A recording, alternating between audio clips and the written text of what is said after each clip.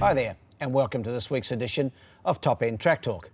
I'm Andrew O'Toole, and today we'll be having a look at this coming Saturday's meeting here at Fanny Bay, which is the 17th of October.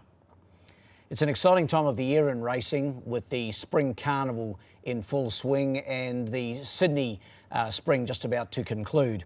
The interstate features, the Caulfield Cup and the Tab Everest, are much anticipated this weekend, and with the Oktoberfest race day here in Darwin, it promises to be an excellent day of action. A 5-race card has been assembled here on Saturday, and even though the field sizes are somewhat disappointing with just 33 acceptors, we'll try and find punters a winner or two. Saturday's opener is the Silks Darwin Handicap.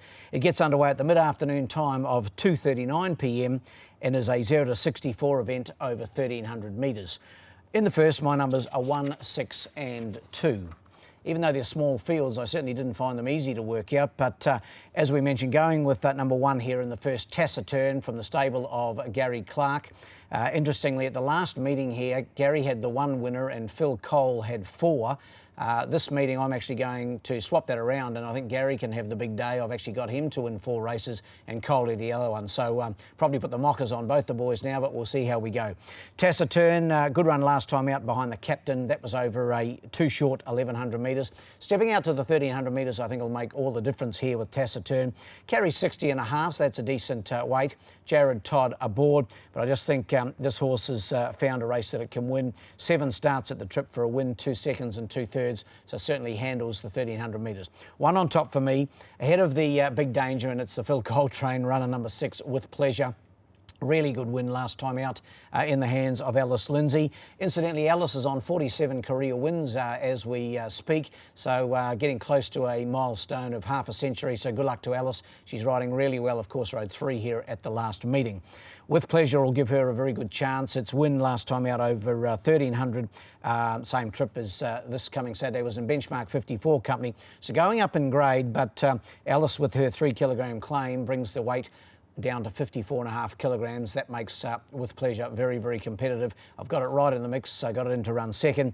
And my third selection, number 2, My Tradition from the Chris Pollard yard. Barry Huppert's in the saddle. Racing really well, this horse. 2 wins and then a second last time out behind Salty, beaten a couple of lengths here on the 3rd of October, and sure to race well again. In the first, 1, 6 and 2. The second's the TRNT Off the Track Handicap. It's a 0 to 70. This one over 1,200 metres. My numbers here, 5, 2 and 1. Gary Clark again here with number 5, Papalette, trained, as we mentioned, by the Maestro and Kimmy Gladwin in the saddle. First start over 1,200 metres for this horse, but I don't think it'll prove troublesome. It's won its last 2, both over 1,100 and both by good margins. The most recent of those on the 12th of September by some 6 lengths. So I'm going for Papalette to continue its winning run here, looking for a hat-trick of wins. In for second, number 2, Vernavalu, trained by Phil Cole. Another horse with a lot of ability. Alice Lindsay's 3 kilogram claim comes right into the mix here, drops the horse's weight from 60 down to 57 kilograms, goes from the 1 gate.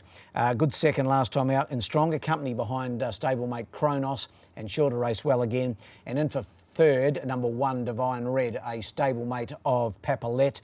Jared Todd in the saddle. Better run last time, I thought, behind Salty, finishing 3rd in 0 to 70 company. That was on the 4th of September and getting close to a win. 5, 2 and 1 in the second. The third's the Darwin Turf Club membership handicap.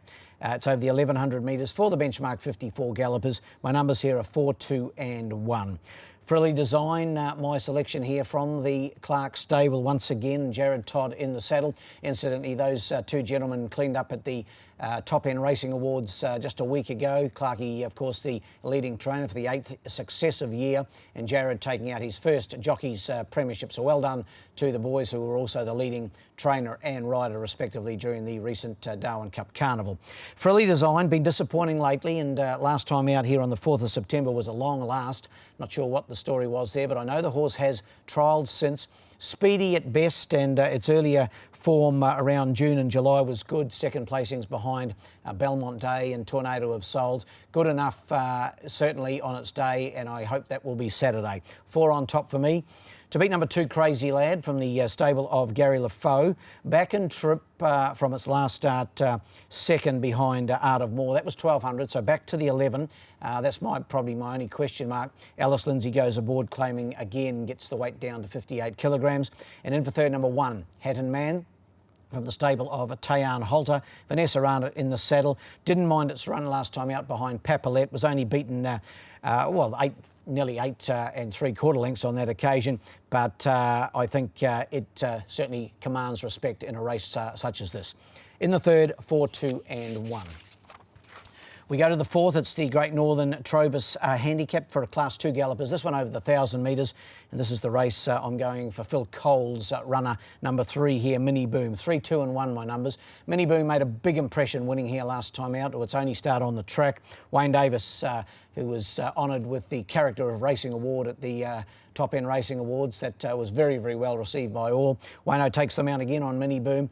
Super impressive winning here last time in Maiden Company. That was 1100. The drop back to the 1,000 I don't think will worry this little mare. She's very quick. Won by 6 lengths last time in a time only marginally slower than the captain ran in winning on the same day. And we know how good he is, of course, the 2-time now Horse of the Year. So Mini Boom for me, number 3, ahead of number 2, Light and Dark, trained by Jason Manning, and a very, very good winner here last time out in the hands of Vanessa Arnott, who of course takes them out again. That was 1,000 metres, 1,000 again. That was a 0 to 58, and Light and Dark would only have to reproduce that performance to be hard to beat. And in for third, number 1, Andale Gringo.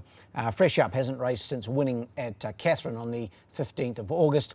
Adam Nichols goes aboard for trainer Dick Leach. Dick had a double in Alice Springs last week, and Andale Gringo certainly has claims here. Numbers in the fourth, 3, 2 and 1. And in the last, on the 5-race card, the Asian United Food Service Handicap, 0 to 58. This one's over the 1,600 metres. My numbers here are 2, 1 and 7. Going here with Fort Knox for Gary Clark to hopefully have a pretty good day. I hope, as I said earlier, I haven't put the mock on him. Jared Todd aboard. It's the only horse in this race to have won at the trip of 1,600 metres. And even though its last couple of runs have been only ordinary, I think back over this trip, Fort Knox has to be the horse to beat. 2 on top for me. Ahead of number 1, the stablemate Kowloon Kid, was a winner over 1,300 in 0 to 58 grade, rather, 2 starts back. Then last time out, 4th behind With Pleasure, only beaten 4 lengths over the 1,300 metre trip. Stepping out to the miles, the only unknown, but Kimmy Gladwin in the saddle, and I think it can race well again. And in for third, number 7, Stroke of Magic. Phil Cole, the trainer, Alice Lindsay in the saddle. Has yet to win a race, still a maiden, but has a little bit of form over this 1,600 metres. Well, it's actually only raced over the trip once. I thought it had more starts than that over the trip, but gives the impression of the trip suiting the horse. Does tend to hit the line strongly. So in the last, 2, 1 and 7. Best bet of the day comes up in race 4, number 3, Mini Boom. Really impressed with the way this horse won here at its only start, and I think can make it back-to-back wins on the Fanny Bay track. With the best roughie in the first, race 1, number 3, Count of Essex. Race 1, number 3, Count of Essex. The 1,300 metres probably a little on the short side, but his run last time out in far stronger company was good over a shorter trip, and I think the 1,300 metres will be up his alley. So that's the best roughie on the day. Race 1, number 3, Count of Essex. Well, that wraps up this edition of Top End Track Talk, but we'll be back again next week in advance of Cox Plate Day, the 24th of October, of course, as we build towards the big one on the first Tuesday in November, and that, of course, is Melbourne Cup Day. Until then, good luck and good punting.